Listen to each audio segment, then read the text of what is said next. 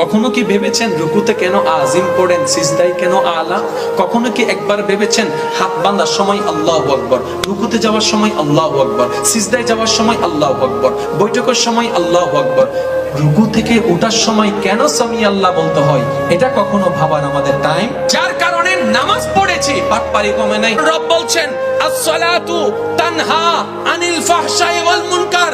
আমি রব ফাইনাল ঘোষণা দিলাম, যার কাছে নামাজ থাকবে সে কখনো বাটপার হতে পারে না। বাস্তব চিত্রে দেখলাম নামাজি আছে, সুদুদি কমে নাই, নামাজি আছে, বাটপারি কমে নাই, নামাজি আছে, জায়গা দখলকারী কমে নাই। তাহলে আল্লাহর কথা তো মিথ্যা হয়ে গেল।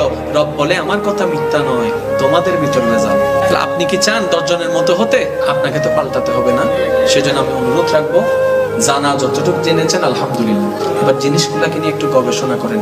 রবের প্রেম যেদিন আপনার অন্তরে স্থান পেয়ে যাবে, আপনি সেই দিন থেকে পাক্কা মুসলমান হওয়া শুরু করবেন।